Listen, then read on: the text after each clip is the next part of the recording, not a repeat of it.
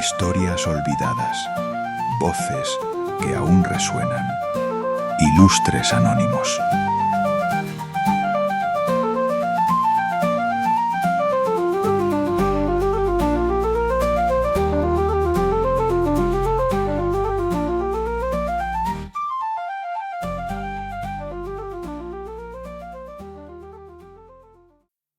En abril de 1847, un grupo de hombres subió por última vez a aquella montaña. No iban a rescatar a nadie, al menos eso creían. Iban a recoger lo que quedara, enseres, dinero, lo que el deshielo fuera dejando a la vista. Daban por hecho que a esas alturas, allí arriba, ya no podía quedar nadie con vida. Se equivocaban. Dentro de una de las cabañas, entre los cadáveres, encontraron a un hombre, solo, vivo. Se llamaba Louis Keseberg.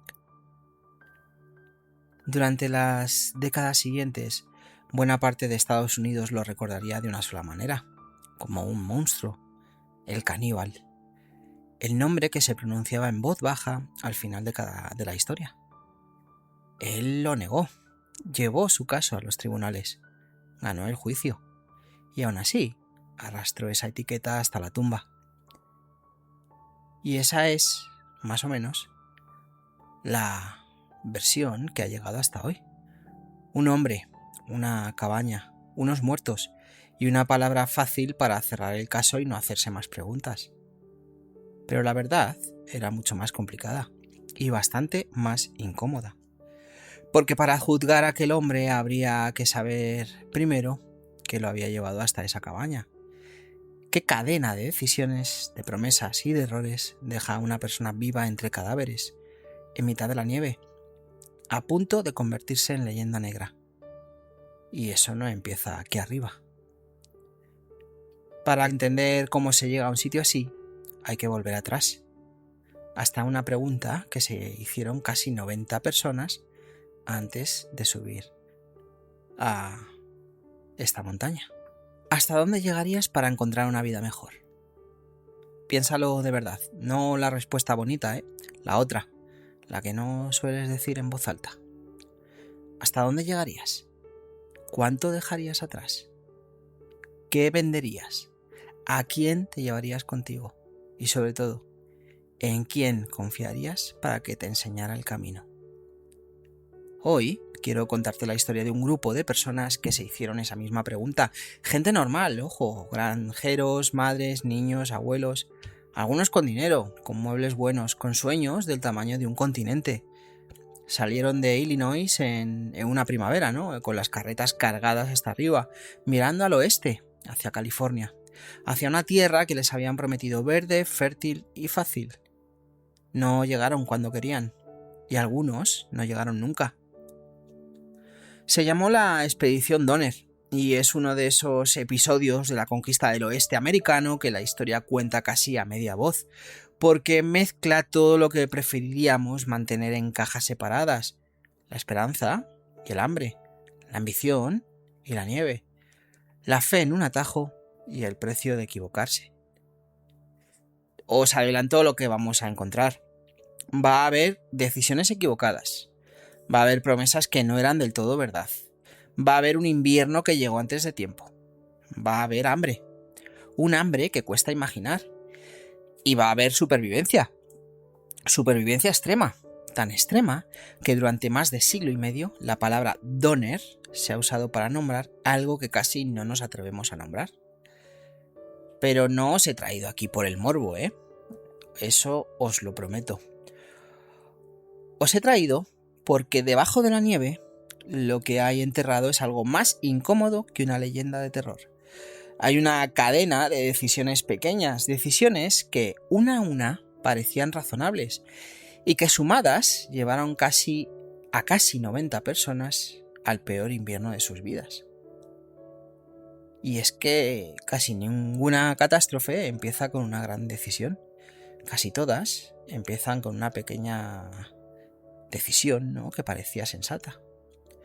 Así que poneos cómodos, vamos a hacer el viaje todos, ¿no?, dentro de esa carreta. Vamos a subir hasta la montaña y vamos a intentar entender no solo qué pasó, sino por qué seguimos cayendo una y otra vez en la misma trampa. Dicho todo esto, empecemos. Bueno, para entender a los Donner, primero hay que entender el aire que respiraban. Ya sabéis que siempre hacemos estos ejercicios.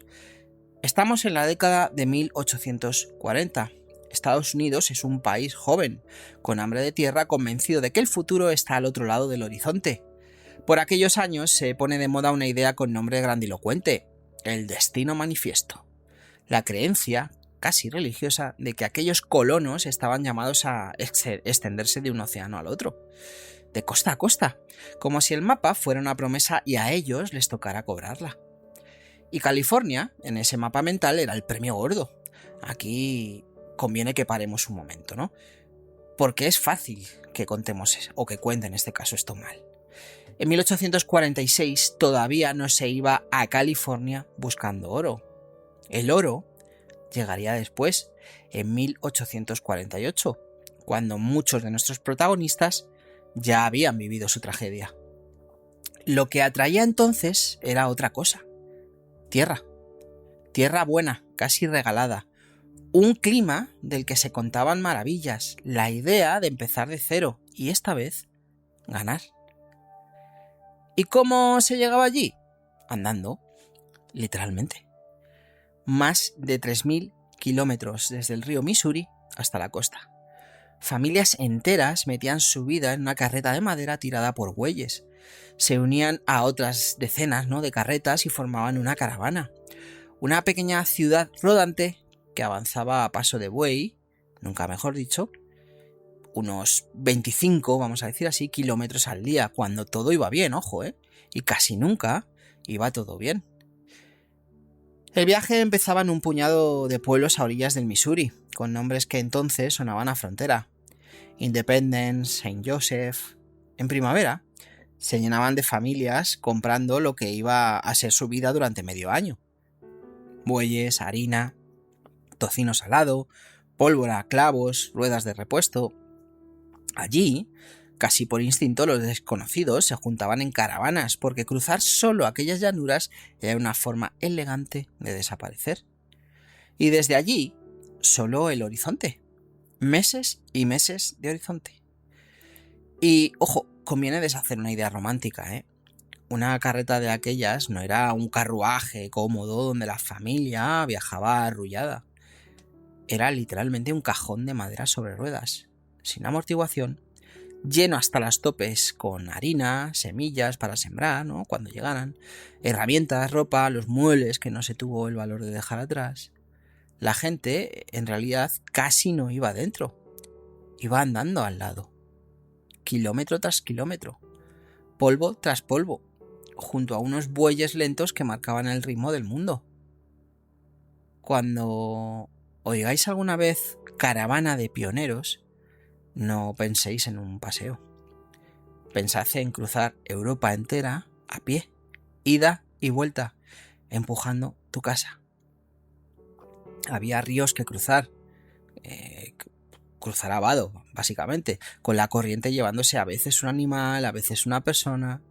Había enfermedades, el cólera mataba más que cualquier flecha. Había polvo, calor, averías, agotamiento. Y había una sociedad improvisada que se daba sus propias reglas. Elegían un capitán, votaban decisiones, repartían tareas. Durante meses, esa caravana era el mundo entero. Pero por encima de todos esos peligros había uno que mandaba sobre los demás, uno que no se podía negociar. En aquel viaje, el peor enemigo no era el desierto, ni el río, ni la enfermedad. Era el calendario. El plan tenía una lógica de reloj: salir en primavera, en cuanto la hierba creciera lo bastante para alimentar el ganado, cruzar las llanuras en verano y sobre todo atravesar las últimas montañas, Sierra Nevada, antes de que llegaran las nieves. Quien se demoraba en mayo lo pagaba en noviembre. Eso todo el mundo lo sabía, era casi un mandamiento. Los Donner también lo sabían. Lo sabían perfectamente. Salir tarde no era una incomodidad, era una sentencia que tardaba meses en ejecutarse. Bueno, vamos a hablar de los Donner y los Reed. Y vamos a ponerles cara. En la primavera de 1846 sale de Springfield, en Illinois, un grupo de familias. En el centro de la historia van dos apellidos, los Donner y los Reed. George Donner ronda los 60 años. Es un granjero acomodado, tranquilo, de los que inspiran confianza. Tanto que más adelante la caravana lo elegirá capitán y dará nombre a toda la expedición. Le acompañan su hermano Jacob con su familia y su esposa, Tansen Donner. Y de Tansen conviene acordarse porque más adelante va a volver. Es maestra, lee, escribe, anota cosas en un diario, sueña incluso con abrir, una escuela para señoritas al llegar a California. Una mujer culta metida en una carreta camino del fin del mundo conocido. El otro apellido es Reed. James Fraser Reed tiene unos 45 años y es, vamos a decirlo así, lo contrario de la imagen del pionero muerto de hambre. Es un hombre de negocios próspero, con carácter, con dinero y con ganas de demostrarlo. Su mujer, Margaret, sufre unas jaquecas terribles y se cuenta que parte de la ilusión del viaje era que un clima más suave le sentara bien. Con ellos van sus hijos, entre ellos una niña de unos 13 años, Virginia Reed, y ojo, quédate también con ella. Será una de las pocas voces que nos cuenten esto desde dentro. Y aquí va un detalle que lo dice casi todo. Reed se mandó construir una carreta especial, una carreta enorme, de 2 pisos, con asientos con muelles para que las señoras viajaran cómodas, con una estufa de hierro dentro para no pasar frío. Vamos, un palacio sobre ruedas. La gente, medio en broma, lo llamaba así. Piensa en esto. No salieron a sufrir, salieron a vivir mejor y querían empezar a vivir mejor ya, durante el propio camino. Como digo, no salieron a sufrir, salen a vivir mejor y eso a veces pesa más que el hambre. Porque ese palacio sobre ruedas era precioso y eso sí, era lentísimo, pesado, difícil de mover por terreno malo, una metáfora con ruedas de un error muy humano, confundir lo que te hace la vida agradable con lo que te ayuda a llegar. Con los Donner y los Reed viajaban más familias y más nombres que irán apareciendo. Los Murphy, los Graves, los Brin, los Eddy, un emigrante alemán llamado Kisberg, del que oirás hablar al final. Bueno, pues gente con recursos, con fe y con prisa. Y es que 2 de esas 3 cosas iban a jugar en su contra. Bueno, y ahora, siguiendo, entra en escena el hombre que casi siempre hace de malo en esta historia. Conviene mirarlo con cuidado, porque la verdad es más interesante que la caricatura. Se llamaba Lansford Hastings, abogado ambicioso con olfato para el negocio. Hastings había estado en California y en Oregón años antes y había llegado a una conclusión muy clara. Aquello iba a llenarse de colonos y quien guiara a esos colonos tendría poder, tierra y fama. Así que hizo lo que haría hoy cualquier emprendedor, con mucha labia. Escribió un libro, una guía para emigrantes, un manual para llegar a la tierra prometida. Y en ese libro vendía una idea brillante, un atajo, una ruta nueva que, según él, recortaba el viaje a cientos de kilómetros. En el mapa era casi una línea recta. Salía de Fort Bridger, cruzaba las montañas Wasatch, bordeaba por el sur el Gran Lago Salado, atravesaba el desierto del lago y enlazaba con la ruta principal más adelante. Se llamó la Hastings Cutoff, el atajo de Hastings. Y aquí está el problema. Es el detalle que lo cambia todo. Hastings nunca había recorrido ese atajo con carretas. Lo había cruzado a caballo, por partes. Y es que a caballo todo parece llano. A caballo no necesitas abrir camino entre los árboles, ni bajar una carreta de media tonelada por un barranco, ni encontrar agua para 60 bueyes. Vendía como probado un camino que, para una caravana cargada, era prácticamente desconocido. ¿Y por qué picaron? Pues por lo mismo por lo que picamos hoy. Imagínate la escena, llevas semanas de polvo y cansancio y de pronto hay un libro impreso con autor y con autoridad que te promete 3 cosas a la vez: ahorrarte semanas, acortar el peligro y encima te asegura que él mismo saldrá a tu encuentro para guiarte. Una promesa de tiempo, de seguridad y de compañía experta. Las 3 cosas que más deseas. Las 3 en el mismo párrafo. Y aquí conviene decir algo, porque es la clave de casi todo lo que vino después. Un atajo nunca se le vende a alguien que está descansado y va sobrado de tiempo. Se le vende al que está agotado, al que va con retraso, al que tiene miedo de que el invierno lo pille en la montaña. Es decir, se le vende justo a quien menos margen tiene para equivocarse. La promesa de Hastings no era falsa porque mintieran los kilómetros. Era falsa porque ofrecía calma a gente desesperada, y la desesperación es muy mala consejera. Cuando llevas meses de polvo, cualquier voz que diga "por aquí se llega antes" suena a salvación. Aunque esa voz, como vamos a ver, nunca hubiera pasado por allí con una carreta cargada. Ojo, hubo quien avisó. En Fort Laramie, un viejo explorador llamado James Clyman, que conocía el terreno de verdad, se encontró con Reed, que era amigo suyo, y le dijo algo muy sencillo: que siguiera la ruta de siempre y no la abandonara jamás, que ya era difícil llegar siguiéndola y que sería imposible si se desviaba. Bueno, pues Reed escuchó y siguió adelante con el atajo. No fue una locura absurda, ojo. Semanas antes, otro grupo grande, varios cientos de personas, guiado por el propio Hastings, había logrado pasar por allí. A duras penas, pero había pasado. Así que el atajo funcionaba. Pero fíjate en la trampa de esa palabra. Funcionaba para el grupo que iba delante en mejores fechas con el promotor al frente. Eso no es lo mismo que funcionar para ti, que llegas más tarde, sin guía y con un palacio de 2 pisos tirado por bueyes cansados. Porque cuando los Donner llegaron al cruce, Hastings ya se había ido con la otra caravana. Les dejó una nota diciéndoles que no tomaran cierto cañón y que se abrieran ellos mismos un camino nuevo por la montaña. El guía prometido se había convertido en un papel clavado en un palo. Un atajo es una promesa, que el camino corto y el camino fácil son el mismo. Y, spoiler, casi nunca lo son. No siguieron a un mentiroso, siguieron a un optimista con un libro que vender. Y a veces eso es peor. Bueno, el atajo comenzó a cobrarse su precio casi de inmediato, y lo cobró en la única moneda que de verdad importaba: el tiempo. Primero, las montañas Wasatch. La nota de Hastings los mandaba a abrirse paso por terreno sin camino, así que tuvieron que hacerlo a mano.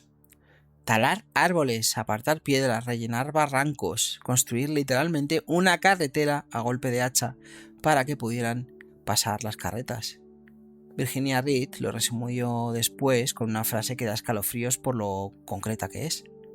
Tardaron 6 días en apenas despejar 13 kilómetros de camino. 6 días para 13 kilómetros. Perdieron cerca de 2 semanas solo ahí. 2 semanas que en mayo no habrían significado nada y que en noviembre iban a significarlo todo. Y todavía faltaba lo peor de esa primera parte: el desierto del Gran Lago Salado. Les habían dicho que era un tramo corto sin agua. Un día, quizá 2. Fueron unos 130 kilómetros de sal, de blanco infinito, de sol de día y frío de noche. Avanzaban sin parar, sin dormir apenas, porque parar era morir de sed. El ganado, enloquecido por la falta de agua, se desbocaba y se perdía en aquella nada blanca. Se abandonaron carretas. Reed perdió la mayoría de sus bueyes y con ellos tuvo que abandonar su palacio sobre ruedas. El símbolo de su prosperidad se quedó clavado en la sal, vacío. Hay una imagen que resume bien aquel tramo. Detrás de la caravana, iba quedando un reguero de objetos: muebles, baúles, libros, herramientas, todo lo que la familia o una familia había metido en la carreta pensando en la casa nueva que iban a montar al otro lado. En la sal, todo eso pesaba demasiado y no servía para nada. Así que se iba tirando. Primero lo prescindible, luego lo querido. Al final, casi lo necesario. El viaje los iba desnudando poco a poco, quitándoles no solo la fuerza, sino también las cosas con las que imaginaban el futuro. Cruzaron aquel desierto dejándose por el camino literalmente los planes que los habían sacado de casa. Fijaos en este caso en lo que estaba pasando. Las dos cosas que necesitaban para cruzar la montaña, tiempo y animales, se les estaban desangrando a la vez. Y cuanto más débiles estaban, más fácil era que saltara la siguiente chispa. Y saltó. El 5 de octubre, ya sobre la ruta principal junto al río Humboldt, hubo una pelea. James Reed y un boyero llamado John Snyder se enzarzaron por culpa de los animales y las carretas. En el forcejeo, Reed mató a Snyder de una cuchillada. Y, ojo, aquí hay que ser honesto, Las versiones no coinciden. Unos dijeron que fue en defensa propia, otros que no, y eso es algo que no sabemos con certeza, y quien te diga que lo sabe te está vendiendo algo. Lo que sí sabemos es lo que decidió hacer el grupo. Asustados, divididos, en duelo, optaron por desterrar a Reed. Lo echaron de la caravana, lo mandaron solo a caballo por delante hacia California, dejando atrás a su mujer y a sus hijos en mitad de aquel desastre. Parece el golpe final, y aquí está la ironía más extraña de toda la historia. Ese destierro, esa crueldad aparente, iba a salvar vidas, porque Reed llegó a California y desde allí se convertiría en uno de los hombres que organizaron el rescate. Pero eso es más adelante. De momento subimos la cuenta. Llegan al pie de Sierra Nevada, con semanas de retraso, con la mitad del ganado, con poca comida, peleados entre ellos y agotados. El margen, ese pequeño colchón de tiempo que separaba el éxito del desastre, ya no existía. Cada día perdido no se pagaba ese día, es que se pagaba en noviembre, en lo alto de la montaña, con intereses, muchos. Cuando llegaron al pie de Sierra Nevada ya habían gastado todo lo que necesitaban para cruzarla, solo que aún no lo sabían. Bueno, finales de octubre de 1846. La caravana llega a la falda este de Sierra Nevada, una última cordillera entre ellos y California, un solo paso de montaña. Estaban a poco más de 100 kilómetros de la salvación. 100 kilómetros, después de 3.000. Estaban tan cerca. Hubo incluso un destello de esperanza. Un hombre del grupo, Charles Stanton, se había adelantado hasta el fuerte de Sutter y había vuelto cargado de provisiones y acompañado de 2 guías indígenas, Luis y Salvador, del pueblo Miwok, enviados para ayudarles. Stanton no tenía allí ni mujer ni hijos. Volvió por pura decencia. Y ojo, acuérdate también de él. Imagínate el paisaje. Granito, pinos enormes, el aire ya cortante y allí arriba el paso, el cuello de la montaña, el único hueco por el que se colaba el camino a California, tan a la vista que casi se podía tocar. Y entonces empezó a nevar, antes de tiempo. Aquel invierno se adelantó. Hacia el 20 de octubre cayó una tormenta y luego otra. Intentaron forzar el paso, subir antes de que fuera tarde, y la nieve se lo tragó. Lo que un día eran unos palmos, al día siguiente eran muros. Las carretas ya no pasaban, literal. Los animales no pasaban. La gente agotada tampoco. Estaban a un día de camino de cruzar. A uno. Y es que ese día no llegó nunca. No tuvieron más remedio que retroceder y acampar. La mayoría se instaló junto a un lago, el lago Truckee, que hoy precisamente por esto se llama Lago Donner. Levantaron cabañas, refugios de troncos y ramas. A unos 10 kilómetros, los Donner, que se habían retrasado por la rotura del eje de una carreta, montaron su propio campamento en un sitio llamado Alder Creek. 2 campamentos separados. Y ojo, recuerda también esto porque al final va a ser importante. Y conviene que te imagines bien aquellos refugios, porque no eran cabañas de postal, eran agujeros literal, ¿no? Paredes de tronco mal encajados, techos de pieles y ramas que goteaban, suelos de barro helado. Dentro se amontonaban familias enteras, a veces gente que ni se conocía, respirando el mismo aire viciado, durmiendo unos sobre otros para no morir de frío. No entraba apenas luz, el humo del fuego, cuando había fuego, no encontraba salida y picaba en los ojos. Y fuera, la nieve seguía subiendo, tapando primero las ventanas, luego las puertas, hasta que para salir había que cavar hacia arriba. Vivían, literalmente, debajo del invierno. Y aquí llega el momento. No el de la nieve, sino otro. El instante en que comprenden, el instante en que entienden que el paso está cerrado, que la nieve no se va a derretir, que este año no van a llegar a California, que están atrapados. Intenta sentirlo por un segundo. No hay camino de salida, no hay camino de entrada. Y la nieve sigue subiendo día tras día hasta alcanzar metros, varios metros, tapando las cabañas casi por completo, obligándolos a entrar y salir por túneles. El mundo se reduce a un agujero blanco y silencioso del que no se puede salir. La montaña dejó de ser un obstáculo, se convirtió en una puerta, y la puerta se cerró por fuera. Bueno, y ahora viene la parte que cuesta narrar. No por lo truculenta, por lo larga. Porque lo terrible aquí no fue un golpe, fue el tiempo. Noviembre, diciembre, enero, febrero. 4 meses de espera dentro de una trampa de nieve. 4 meses contando los días sin nada que hacer salvo intentar no morir. La comida siguió un descenso macabro y previsible. Primero se comieron lo que quedaba del ganado. Después, cuando no quedó carne, hirvieron las pieles, los cueros de esos animales, ¿no?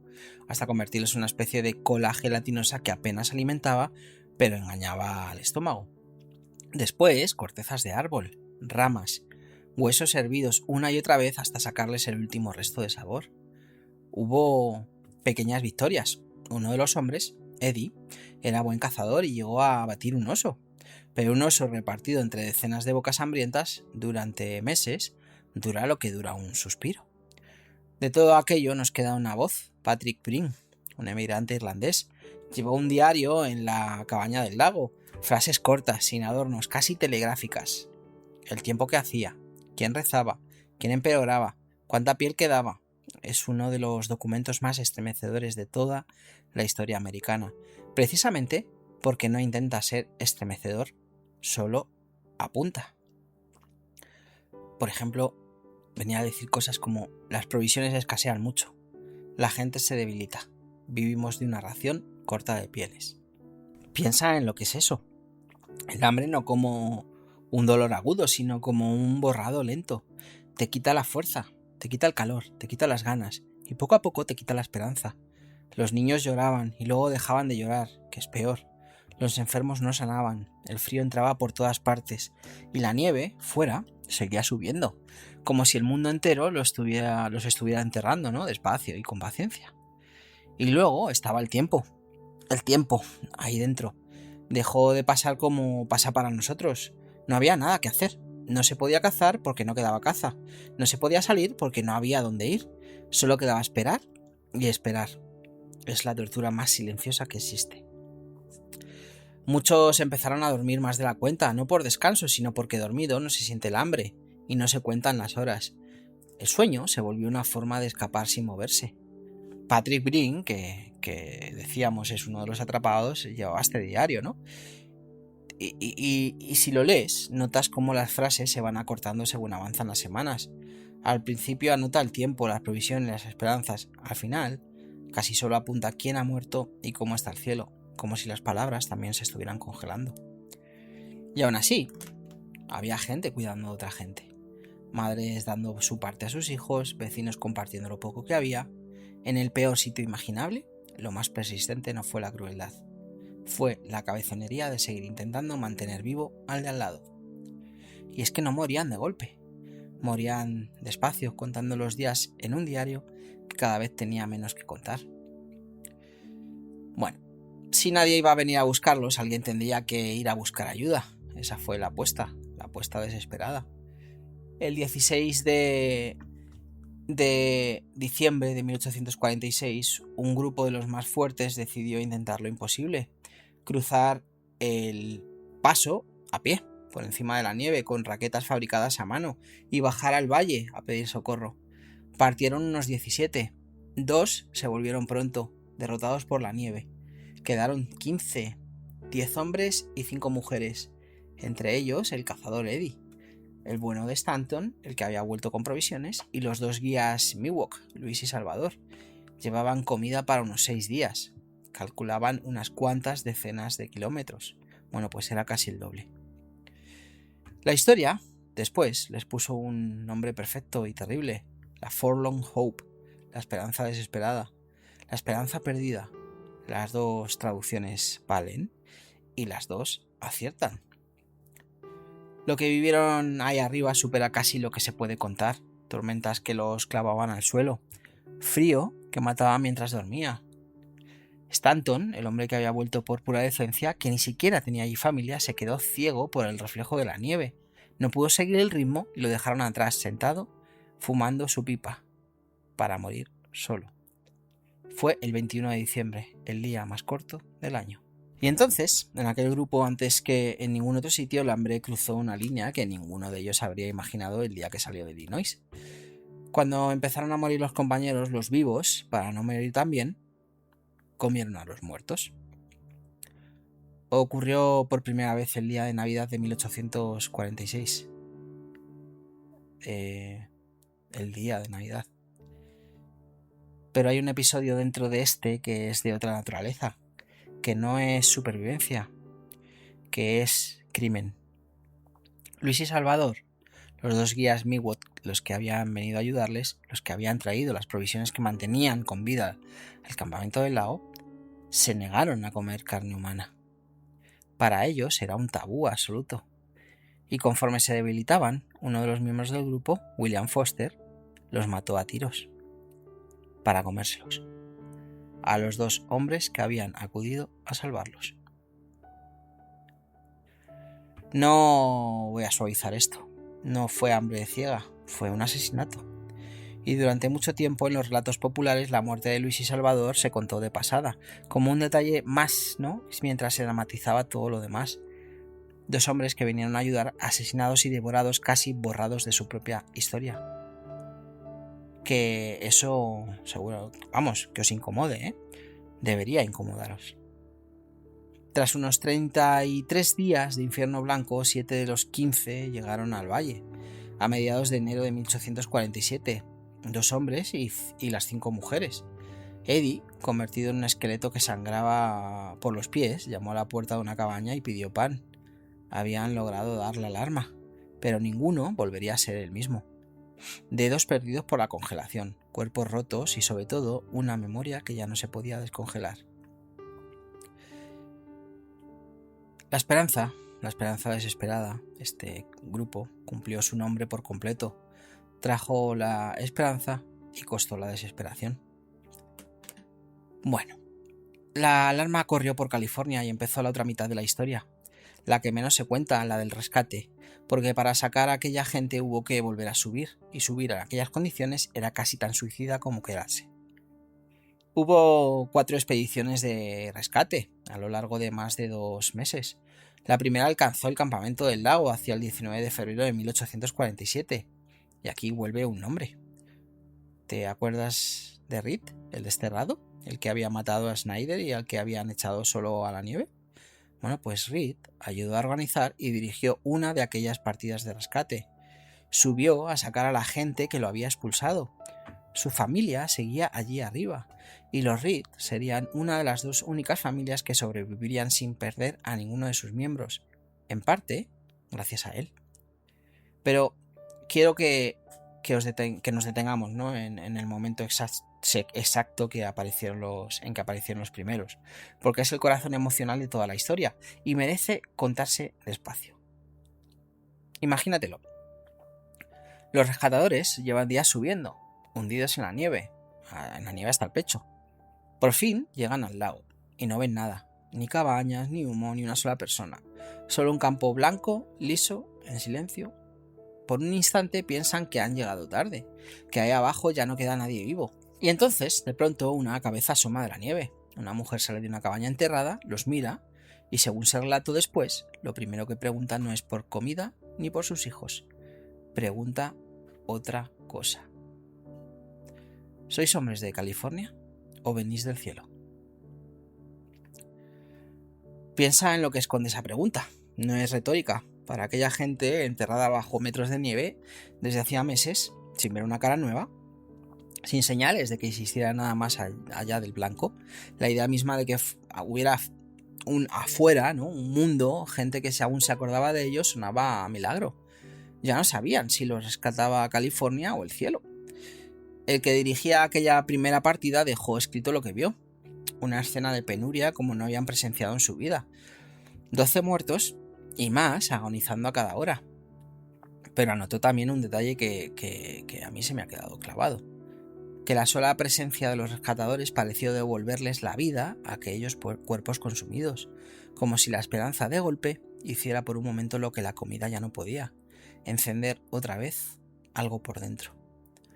Lo que encontraron los rescatadores cuesta describirlo. Supervivientes convertidos en sombras, túneles excavados en la nieve, muertos sin enterrar porque los vivos no tenían fuerza ni para cavar. Sacaron a quien pudieron, dando prioridad a los niños, cargándolos a veces de 2 en 2 sobre la espalda. Un hombre de la tercera expedición, John Stark, bajó él solo a 9 niños, llevándolos por turnos, montaña abajo, durante horas. Y a algunos hubo que dejarlos atrás, esperando a la siguiente partida, porque no había sitio ni fuerzas para todos. Porque conviene entender que no hubo un rescate, sino 4, escalonados entre febrero y abril de 1847. Y ojo, eso tiene su crudeza, ¿eh? La primera partida llegó, sacó a quien pudo cargar y se marchó, dejando atrás a los demás con la promesa de que vendrían más. Y es que imagínate ver salir a los primeros y quedarte tú, sabiendo que igual la siguiente expedición tarda semanas o no llega a tiempo. Entre una partida y otra había que seguir esperando en la nieve, viendo morir a los que estaban demasiado débiles para aguantar. El rescate no fue un momento de alivio, fue otra cuenta atrás, esta vez con la salvación a la vista, pero todavía fuera del alcance. Y para que veas lo cruel que podía ser esa salvación a medias, un detalle real, de los que no se inventan. Cuando la primera partida emprendió la bajada con un grupo de supervivientes, 2 de los hijos pequeños de los Reed, Patty y Tommy, no aguantaron el ritmo. Estaban demasiado débiles para seguir, así que hubo que hacerlos volver de vuelta a la nieve, de vuelta al campamento, a esperar a la siguiente expedición. Imagina a su madre teniendo que elegir, seguir bajando con los 2 que sí podían o quedarse. Esa es la verdadera cara del rescate. No la del abrazo, la de la madre que tiene que partir a sus hijos en 2 grupos y rezar para que los 4 vuelvan a verse. Y hagamos cuentas, con honestidad. De los cerca de 87 que componían el grupo, sobrevivieron alrededor de 48. Las cifras exactas, ya sabéis, bailan según la fuente, y según a quién y cuándo se cuente. Lo honrado es decir que murió casi la mitad. Y hay un dato que ha hecho correr ríos de tinta, Murieron 2 de cada 3 hombres, pero sobrevivieron 2 de cada 3 mujeres y niños. Se han propuesto explicaciones fisiológicas. Las mujeres resisten mejor la inanición y el frío, gastan menos, y una explicación más simple y más dura. Muchos de los hombres se mataron a trabajar abriendo caminos y cediendo su comida a los suyos, punto. Y aquí vuelve Tamsen Donner. No sé si os acordáis de ella. La maestra, que soñaba con una escuela. Cuando una de las expediciones llegó a su campamento, Tamsen podía salir, podía salvarse. Pero su marido, George, se estaba muriendo de una herida infectada que se le había gangrenado, y ella decidió quedarse a su lado. Los 2 murieron allí. No fue heroísmo de película. Fue simplemente una mujer decidiendo que no estaba dispuesta a abandonar. El último en bajar fue, si también os acordáis, un emigrante alemán llamado Louis Kieseberg. Lo encontró en la 4ª expedición en abril solo entre los muertos, en unas circunstancias que lo marcarían para el resto de su vida. Y ahora, más adelante, vamos a volver a él. El que los había abandonado volvió a buscarlos y el que parecía el villano acabó siendo uno de los que salvaron vidas. De los que subieron, casi la mitad no bajó. Y de los que bajaron, ninguno bajó entero. Tenemos que hablar de la palabra, la que ha perseguido esta historia durante siglo y medio. canibalismo. Y vamos a hablar de ella con rigor, separando lo documentado de lo inventado, porque casi todo lo que crees saber sobre esto está a la vez en lo cierto y exagerado. Empecemos por lo que es verdad, sin rodeos. Y sí, hubo canibalismo. Está documentado por los relatos de los propios supervivientes y por el testimonio de los rescatadores. Ocurrió primero en La Esperanza, desesperada, en aquel grupo, ahí arriba, en el paso, y ocurrió también en los campamentos durante las peores semanas. Gente que llevaba meses comiendo cuero hervido y corteza, que veía morir a sus hijos, terminó comiendo los cuerpos de los que ya habían muerto. Ese es el núcleo de lo documentado, y es real. Pero ahora vienen los matices, los que la leyenda borra y son 3. El primero. Casi todo fue comer a quienes ya habían muerto de hambre o de frío. No fue cacería. Fue lo último que queda cuando ya no queda nada. La única excepción, ¿no? El único crimen real fue el asesinato de Luis y Salvador, del que ya hemos hablado hace un momentillo. Esa distinción importa. Moral e históricamente no es lo mismo. El segundo, la leyenda se infló, y se infló a propósito. Los periodistas de la época, con su gusto por lo macabro y su necesidad de vender periódicos, adornaron, exageraron, inventaron escenas. Convirtieron una tragedia de hambre en un espectáculo de horror. Los supervivientes que tuvieron que vivir el resto de su vida bajo esa sombra, muchas veces los negaron o lo minimizaron. Kisberg, el último en bajar, el más señalado de todos, llegó a poner una demanda por difamación. Y la ganó, ¿eh? Y aún así, hasta el día de su muerte, fue Kisberg el caníbal. Ganó el juicio y perdió el nombre. Y el tercer matiz es el que casi nadie conoce y el más fascinante, la arqueología. Entre 2003 y 2004, 200 años después, un equipo de arqueólogos excavó el campamento de Alder Creek, el de las familias Donner. No sé si os acordáis, el que estaba separado del lago. Encontraron unos 16.000 fragmentos de hueso quemado. Huesos con marcas de corte, de hervido, de desesperación absoluta, sí. Pero al identificarlo, ¿qué eran? Pues eran vaca, ciervo, caballo, perro, el perro de la familia. No se identificó ni un solo hueso humano en aquel sitio. Ahora bien, vamos a ser rigurosos hasta el final. Eso no demuestra que en Alder Creek no hubiera canibalismo. La prueba es parcial. Los huesos pudieron tratarse de otro modo, enterrarse, perderse. Lo que sí significa es que no hay prueba física allí. Y significa algo casi poético y muy injusto. La familia que dio nombre a toda esta historia, los Donner, la familia que se convirtió en sinónimo de canibalismo, en el idioma inglés, puede que nunca llegara a practicarlo. Les tocó el nombre, y con el nombre, el estigma. Y es que la leyenda quería monstruos, y los documentos solo encontraron a padres muertos de hambre. Esa es la verdad. Y es más triste que la leyenda. La leyenda quería eso, monstruos. Porque los monstruos son cómodos, están lejos de nosotros. La realidad da más miedo, porque son personas normales, como tú, como yo, empujadas hasta un sitio al que ninguno querría llegar. Lo que de verdad debería helarnos la sangre no es que comieran a sus muertos, es lo que cerca que estuvieron de no tener que hacerlo. ¿Y quién tuvo la culpa? Bueno, es una pregunta tramposa, ¿eh? Y es la pregunta que todos queremos hacer. La respuesta fácil tiene nombre, Hastings, el abogado labioso con su atajo sin probar. Y sí, Hastings tiene una parte de culpa real, grande.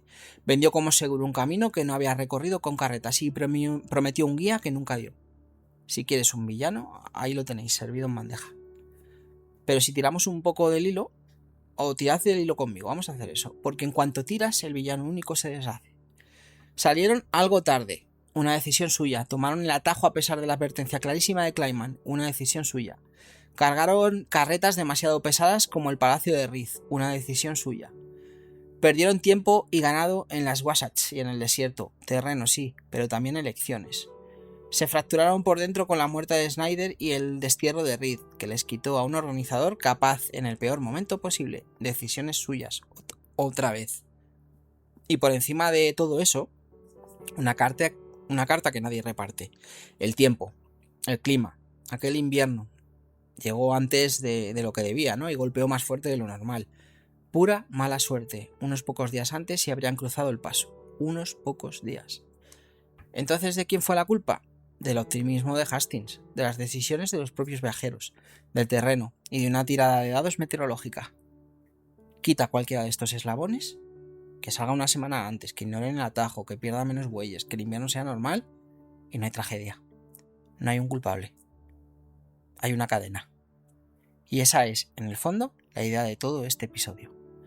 Las catástrofes casi nunca son un gran error, son una serie de decisiones pequeñas, cada una defendible por separado, que solo se revelan como una trampa cuando ya es tarde para soltarlas. Hastings no era exactamente un villano, pero tampoco era inocente, ¿eh? Fue algo más incómodo, un hombre que vendía un sueño en el que él mismo creía a medias. Y esos, los que creen a medias en lo que venden, suelen hacer más daño que los mentirosos, porque resultan sinceros.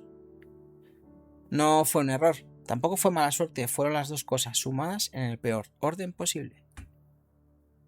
Y es que la verdad es que buscamos a un culpable porque a un culpable se le puede castigar. Una cadena de decisiones razonables, en cambio, solo se puede repetir. Bueno, acabando ya. ¿Qué fue de ellos? De los que bajaron. Bueno, rehicieron su vida en California, que era al fin y al cabo a donde iban. Algunos prosperaron. Reed, el desterrado, se hizo un hombre rico y respetado en San José. Virginia Reed, la niña, vivió una vida larga. Gracias a sus cartas conservamos parte de esta historia desde dentro. Y la pequeña Elisa Donner, que quedó huérfana siendo casi un bebé, creció y escribió un libro para defender la memoria de sus padres, esos que dieron nombre, ¿no?, a la tragedia y a los que quizá ni siquiera les correspondía lo peor de la leyenda. Niños que habían comido a sus muertos se convirtieron en granjeros, en madres, en abuelos. Y en su mayoría, y lógico, no hablaron de aquello nunca más. El lugar también cambió de nombre. El lago Truckee pasó a llamarse el lago Donner. Y el paso se llama hoy Paso Donner. Ahí hay un monumento, el Pioneer Monument. Y tiene un detalle que vale por 1000 palabras. El pedestal sobre el que se alza la estatua mide lo que midió la nieve aquel invierno, más de 6 metros. La estatua está casi tan alta como estuvo la nieve. Para que al mirarla levantes la vista y entiendas, sin que nadie te lo explique, hasta dónde llegó el blanco. Pero antes del monumento y de los nombres en los mapas hubo otra cosa, más difícil de medir: el silencio de los que volvieron. Porque a los supervivientes no solo les tocó cargar con lo que habían vivido, les tocó cargar con cómo se contó. La prensa, como ya sabéis, ¿no?, os podéis imaginar, la prensa de esa época se cebó. Convirtió a personas concretas que habían tomado decisiones imposibles en condiciones que ninguno de sus lectores podría imaginar en monstruos de feria. Louis Kieseberg, el último en ser rescatado, este alemán, quedó marcado para siempre como el caníbal. Como ya decía antes, ¿no?, llegó a llevar el asunto a los tribunales para defender su nombre, ganó el juicio y aún así arrastró el estigma hasta su muerte. Por eso muchos eligieron callar. No por vergüenza, de lo que hicieron para vivir, sino por cansancio de que se les juzgara por ello. Y ese quizá fue el último coste de la expedición, que los que sobrevivieron al hambre les tocará después sobrevivir al relato. En la cultura popular, la expedición Donner se convirtió en una expresión hecha casi en un chiste negro para nombrarlo la peor situación posible. La historia se ha contado 1000 veces, casi siempre obsesionada con el canibalismo y casi siempre perdiéndose lo importante. Porque su lugar en la historia de Estados Unidos es justo ese, el de la gran advertencia de la conquista del oeste, la fábula con moraleja, y aquí está lo más humano de todo: la advertencia fue famosísima y no frenó nada. Apenas 2 años después, en 1848, se descubrió oro en California y cientos de miles de personas se lanzaron por rutas parecidas. La lección era célebre y se ignoró, como casi siempre se ignoran todas las lecciones. Pero quizá la frase más sabia que salió de aquel invierno no la dijo ningún historiador. La escribió una niña de 13 años, Virginia Reed, ya a salvo. La escribió una carta a su prima contándole todo, y al final, con su letra de cría y sus faltas de ortografía, le dejó el consejo más práctico que nadie ha sacado jamás de aquella nieve: no cojas nunca ningún atajo y date toda la prisa que puedas. La montaña se quedó con su nombre, pero el consejo más sabio lo escribió una niña que sí bajó. Bueno, acabando, ya sí que sí, vamos al principio, a la pregunta del principio: ¿hasta dónde llegarías para encontrar una vida mejor? Los Donner la respondieron sin querer, salieron a buscar el camino corto hacia una vida mejor, Y fue justo el camino corto el que les costó la vida. Y aquí viene lo que de verdad me interesa de esta historia, porque es fácil mirarla de lejos, con la comodidad de siglo y medio de distancia, y pensar, pues eso, que qué imprudentes, ¿no? ¿Cómo no lo vieron venir? Pero seguimos haciéndolo, tú y yo, hoy. Seguimos fiándonos de la voz segura que nos enseña el mapa con el camino corto.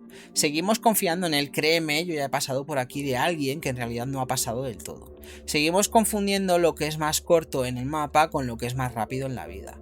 Y seguimos saliendo un poco tarde diciéndonos que ya recuperaremos el tiempo por el camino. Y por eso esta no es, en el fondo, una historia de terror sobre canibalismo. Eso es lo que se ve desde fuera, la corteza. Por dentro es una historia sobre cómo personas sensatas, tomando decisiones razonables una a una, se meten en algo que jamás habrían elegido de golpe. Es que nadie elige una tragedia, se elige un atajo. La tragedia viene incluida, en letra pequeña. Así que, la próxima vez que alguien te prometa un atajo, en el trabajo, en el dinero, en la vida, no pierdas el tiempo con averiguar si miente. Casi nunca miente. Hazte solo una pregunta, una. ¿Lo ha recorrido él? ¿Con todo su peso encima? ¿En invierno? Y luego, con esa pregunta en la cabeza, decide tú. Quedan 7 que bajaron. Queda una estatua tan alta como la nieve. Y queda la frase de una niña de 13 años, escrita con mala letra, que vale más que todos los mapas. No cojas atajos y date prisa. Porque la letra pequeña, casi siempre, está escrita en la nieve.